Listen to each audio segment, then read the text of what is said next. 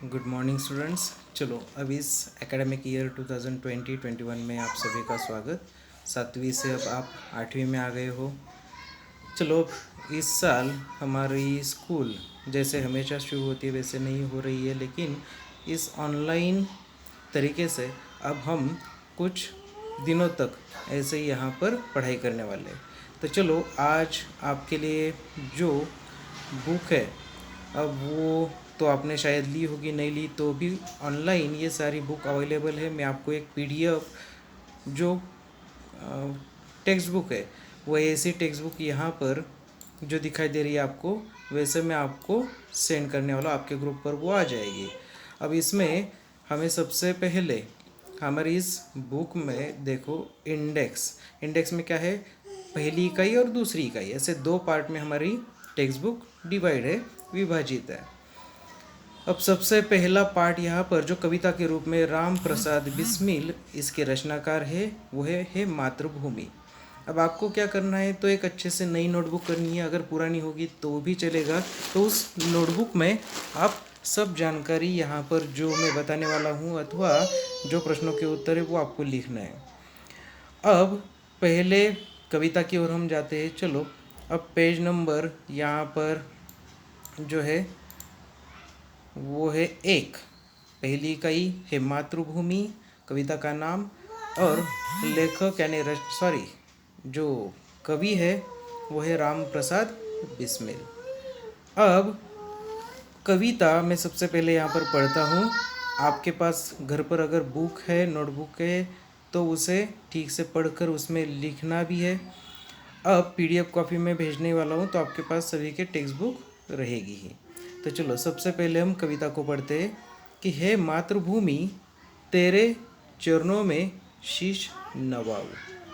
क्या कहते हैं कवि, हे मातृभूमि तेरे चरणों में शीश नवाऊं, मैं भक्ति भेंट अपनी तेरी शरण में लाऊं। माथे पे तू हो चंदन, माथे पे तू हो चंदन, छाती पे तू हो माला, जिह्वा पे गीत तू हो मेरा, तेरा ही नाम गाऊं। जिससे सपूत उपजे श्री राम कृष्ण जैसे, जिससे सपूत उपजे श्री राम कृष्ण जैसे, उस धूल को मैं तेरी निज शीश पे चढ़ाऊं।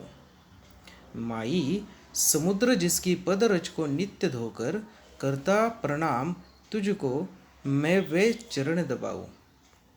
सेवा में तेरी माता मैं भेदभाव तज कर, वो पुण्य नाम तेरा प्रतिदिन सुनाऊं और सुनाऊं। तेरे ही काम आऊं, तेरा ही मंत्र गाऊं, मन और देह तुम पर बलिदान में जाऊं। तब इस प्रकार से यहाँ पर हमने कविता का पहले प्रकट वाचन किया। अब यहाँ पर कविता की ओर जाते हैं। कवि कहते हैं कि मातृभूमि तेरे चरणों में शीश नवाऊं। अब हमारी मातृभूमि कौन सी है, तो हमारा भारत देश। तो भारत देश को यहाँ पर मातृभूमि कहा है। तो आपके पास जो नोटबुक है, कॉपी है, तो उसमें आप इन शब्दों के अर्थ भी वहाँ पर लिखोगे। पहला क्या है, मातृभूमि यानी हमारा देश, हमारी भारत भूमि, हमारा भारत। तेरे चरणों में शीश नवाऊं। अब भारत का अगर हमने मैप यानी नक्शा देखा तो वो कैसे है, तो खड़े इंसान के जैसे, मतलब कोई व्यक्ति खड़ी हो, मतलब ऊपर की ओर उसका शीश है, नीचे की ओर उसके चरण है, दोनों साइड में यानी दोनों तरफ उसके दो हाथ है। कि एक तरफ वहाँ पर अगर देखा जाए तो पाकिस्तान है, दूसरी तरफ अगर देखा जाए तो हमारा ही जो भारत का हिस्सा है कि नागालैंड हो, असम है, वो है। ऊपर की तरफ हमारा शीश है तो उस तरफ वहाँ पर चीन है। अब ये तो अभी को जो भी हो रहा है तो उस कारण से आपको पता ही है कि चलो चीन हमारे भारत के कौन सी दिशा में है। तो अगर वो 4 दिशाएं भी दे ले ली तो कौन सी दिशा में है, तो उत्तर दिशा में। सही।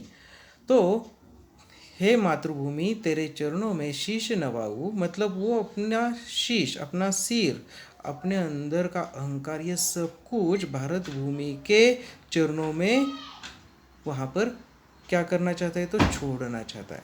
मतलब वो सब कुछ छोड़कर अपने मन का अहंकार, जो बड़ेपन की भावना है, वो सब कुछ छोड़ना है और एक भारत भूमि को ही सबसे श्रेष्ठ मानते हुए वो अपना शीश वहाँ पर नवाना चाहता है यानी झुकना चाहता है। मैं भक्ति भेंट अपनी तेरे शरण में लाऊं। अब किसी भी मंदिर में, मस्जिद में, किसी भी प्रार्थना स्थल में हम जाते हैं तो क्या करते हैं, तो वहाँ पर हमारी भक्ति होती है इसलिए हम जाते हैं। तो वैसे ही मातृभूमि के प्रति भी हमारी भक्ति है, तो वो भेंट करना चाहते हैं। मतलब भारत भूमि की रक्षा करना, उसकी सेवा करना, यही मातृभूमि के प्रति हमारी देशभक्ति है। तो वो उसकी शरण में वो लाना चाहते हैं। वो कहते हैं कि उस के प्रति, मतलब माथे पे तू हो चंदन, छाते पे तू हो माला, कि हमारे माथे पर क्या होना चाहिए, तो चंदन। अब चंदन का स्वभाव क्या है, तो मेरे शरीर को वो ठंडा रखता है, चंदन का वो स्वभाव है। तो वैसे हमारा माथा ठंडा हो, मतलब हमारे माथे पर गर्व की जो भावना है वो ठंडक हो, वो सब कुछ किसका होना चाहिए, तो भारत भूमि का होना चाहिए। कि छाती पे हो तू क्या, तो माला। अब हमारे गले में कई सारी मालाएं होती है, तो ऐसी माला कौन सी होनी चाहिए, तो देशभक्ति की माला। कि देश के प्रति, देश के सम्मान के प्रति ही हमने सब कुछ निछावर करना है। तो ऐसे माथे पे तू हो चंदन, छाती पे तू हो माला, जीवा पे गीत तू हो मेरा।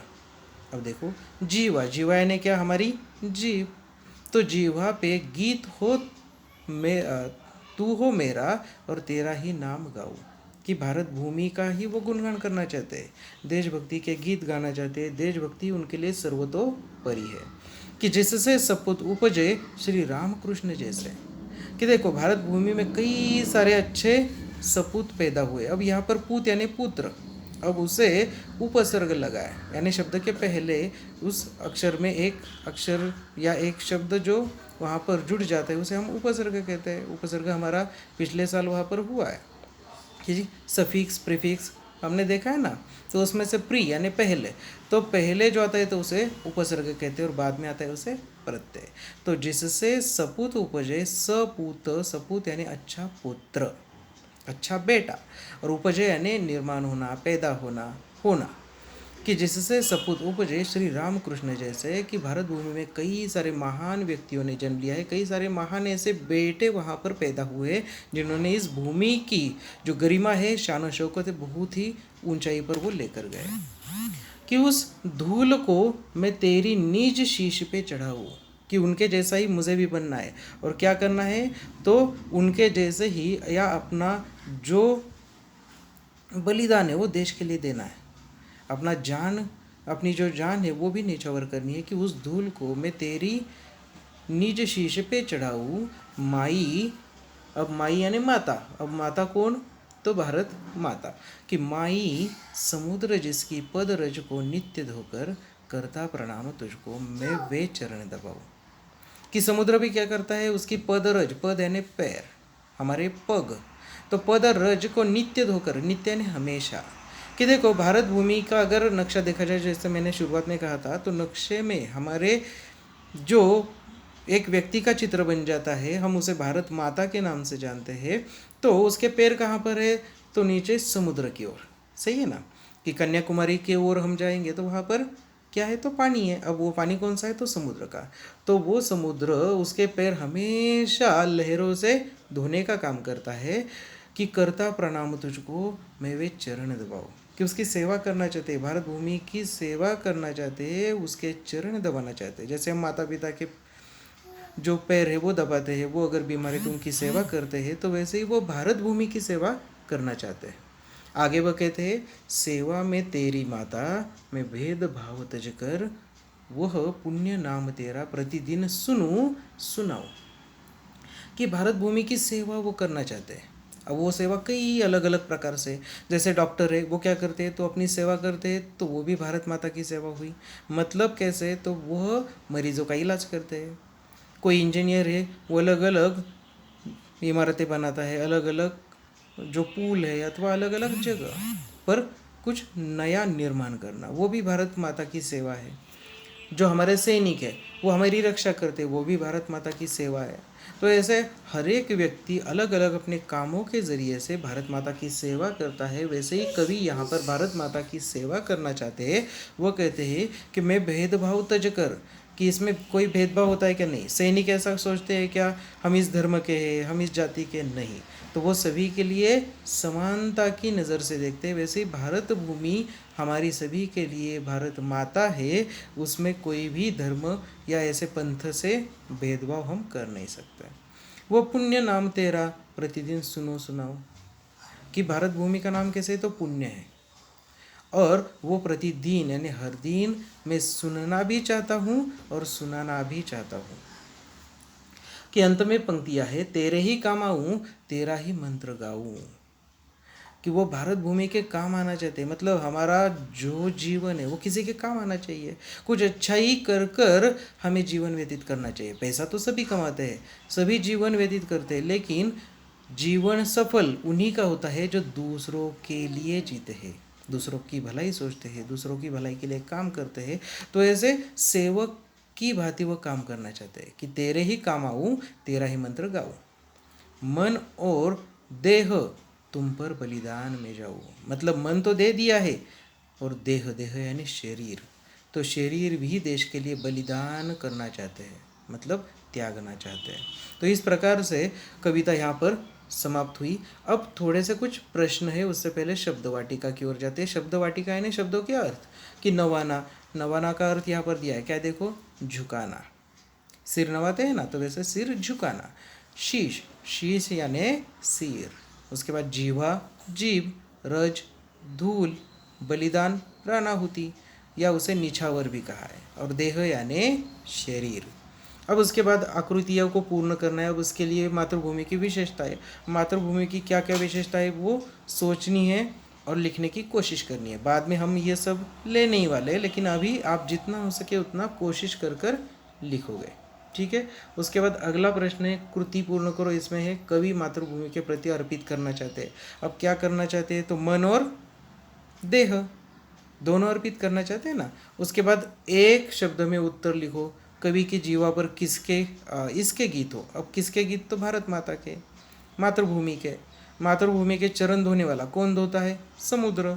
मातृभूमि के सपूत, कौन है सपूत, तो हम सभी है, सही ना। अथवा देशभक्त, प्रतिदिन सुनने सुनाने योग्य नाम, किसका नाम प्रतिदिन सुनना चाहते हैं, सुनाना चाहते हैं, तो मातृभूमि का। मातृभूमि के चरणों में इसे नवाना है, किसे नवाना है, तो हमारे शीश को या अहंकार को। अब कविता की पंक्तियाँ पूर्ण करनी है, वो तो आप कविता में से देखकर ही लिख सकते हो।